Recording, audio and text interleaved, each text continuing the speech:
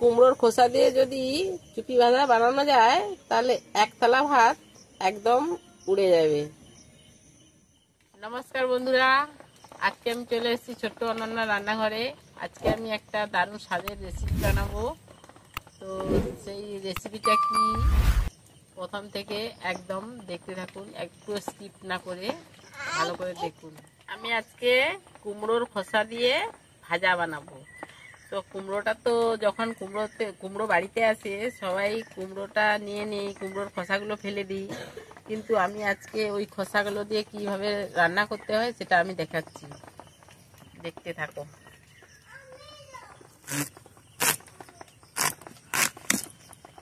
কুমড়োটা কেটে নিলাম, এভাবে একটু মোটা মোটা করে খোসাটা তুলতে হবে, এইভাবে মোটা থাকবে।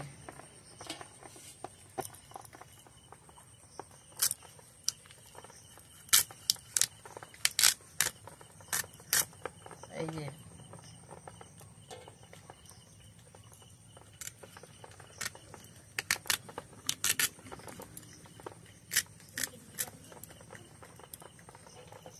মাছ মাংস তো সবাই সবসময়ই খায়, কিন্তু এইসব রান্না অনেক পুরনো দিনের রান্না।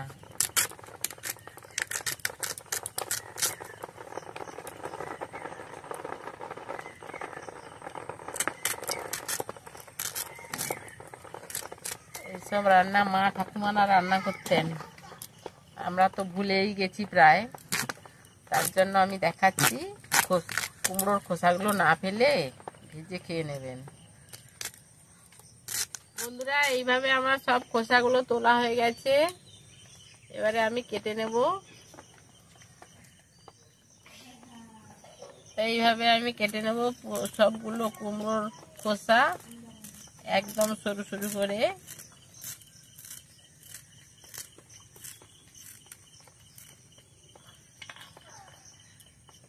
এর সঙ্গে আলু দিলেও ভালো হয়, আমিও আলু দিয়ে দেখাবো, কারণ কুমড়ো আর আলু ভাজাটা একদম ভালো লাগে খুব। তো আপনারা বাড়িতে বানিয়ে খাবেন খোসাগুলো না ফেলে দিয়ে।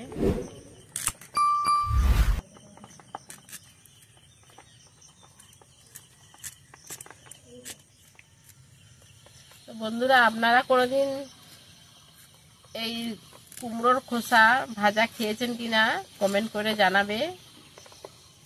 তো আমরা গ্রামের মানুষ, আমরা এটাকে কুমড়োর চুপি ভাজা বলে থাকি। তো আপনাদের কি বলে কমেন্ট করে জানাবে। কুমড়োর খোসাগুলো কাটা রেডি হয়ে গেছে, এইভাবে কেটে নিয়েছি একদম সুন্দরভাবে সরু সরু করে।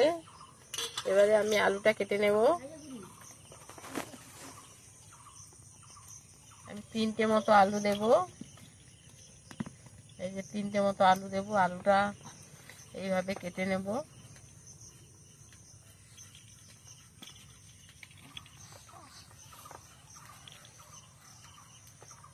প্রথমে খোসাগুলো ছাড়িয়ে নিচ্ছি।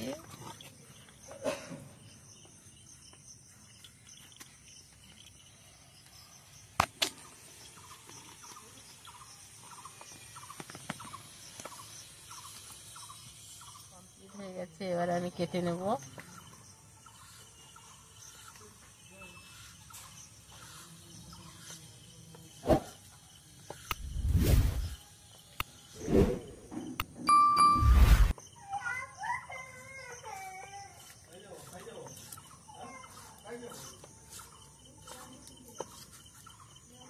এই যে এইভাবে কেটে নিতে হবে, একদম ছোটো ছোটো।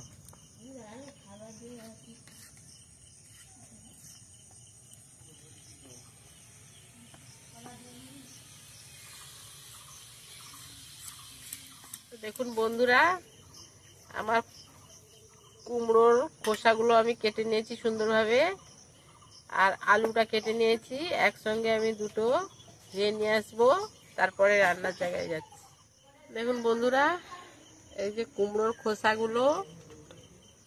খোসাগুলো আর আলু একসঙ্গে ধুয়ে নিয়ে চলে এসেছি। এই যে একসঙ্গে মিক্সড হয়ে গেছে, দেখতেই পাচ্ছেন বন্ধুরা কত সুন্দর লাগছে। এবারে আমি ভেজে নেব। দেখতে থাকো।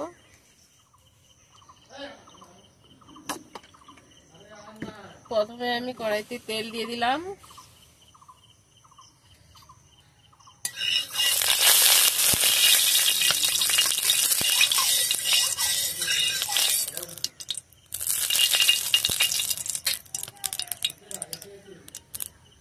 এবারে আমি আলু আর কুমড়ো খোসাগুলো দিয়ে দিলাম।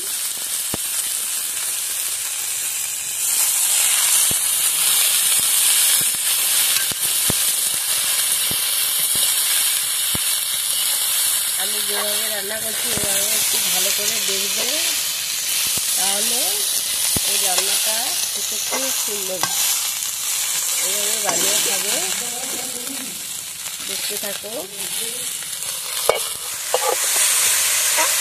প্রথমে আমি হলুদ বা লবণ দিইনি, কেন জানো তো?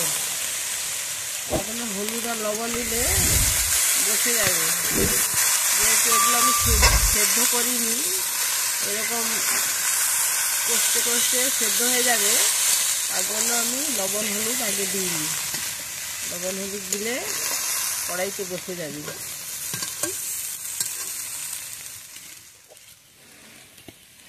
এবারে আমি হলুদ গুঁড়ো দিয়ে দিচ্ছি পরিমাণ মতো।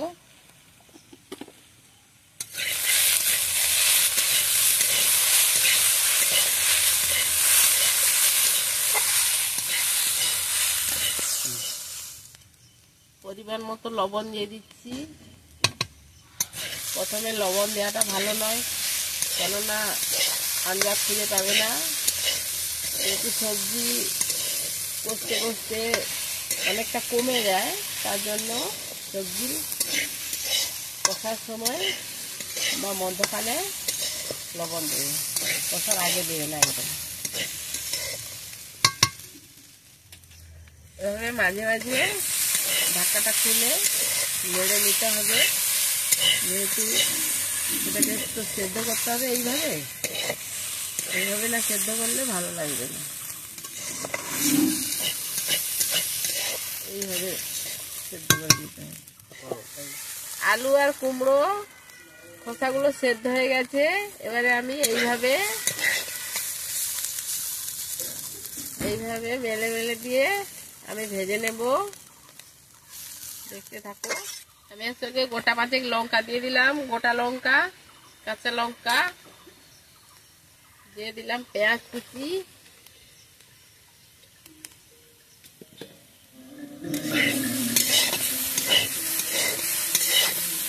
এটা নিরামিষও করা যায়। যারা নিরামিষ খায় তারা পেঁয়াজ না দিলেও খেতে পারেন, বানাতে পারেন। যেহেতু রান্নাটা আমার রেডি হয়ে এসছে, তার জন্য আমি একটু ধনে গুঁড়ো দিয়ে দিলাম, একটু জিরের গুঁড়ো দিয়ে দিলাম,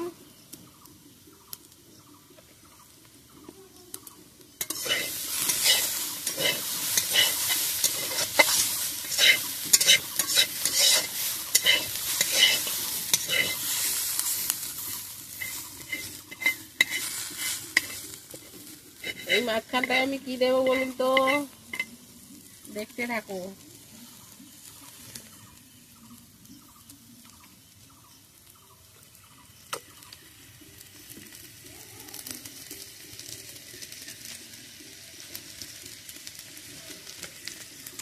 মাঝখানটায় দেবো আমি ফোড়ন।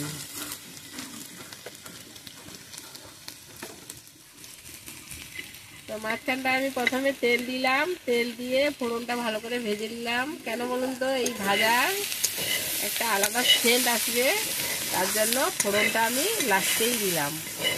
তেল ফোড়ন। এবারে যদি কেউ লঙ্কা খেতে চায়, একটু লঙ্কার গুঁড়ো দিয়ে দিলাম হালকা করে, লঙ্কার গুঁড়ো ছড়িয়ে দিলাম। যেহেতু কাঁচা লঙ্কা দেওয়া হয়ে আছে, তার জন্য হালকা করে আমি লঙ্কার গুঁড়ো দিয়ে দিলাম।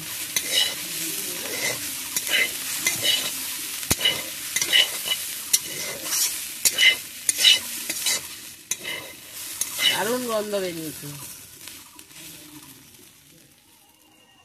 তো আমার কুমড়ো চুপি আলু ভাজাটা রেডি হয়ে গেছে, এবারে আমি নামিয়ে নেব। কত সুন্দর হয়েছে দেখুন বন্ধুরা। আমরা এগুলো ফেলে দিই, কিন্তু এগুলো খেলে স্বাস্থ্যের পক্ষেও খুব উপকারী। তাই না ফেলে বাড়িতে বানিয়ে খাবেন। বাড়িতে যদি কোনো সবজি না থাকে তখন কুমড়োর চুপিগুলো থাকলে ভেজে খাবেন।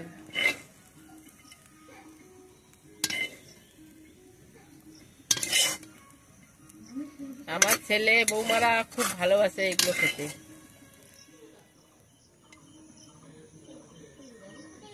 তো বন্ধুরা, প্লিজ আপনারা বাড়িতে একবার হলেও ট্রাই করে দেখবেন, সত্যি খুব ভালো লাগে।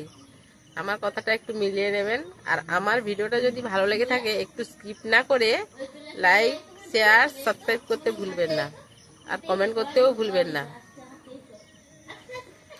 নমস্কার।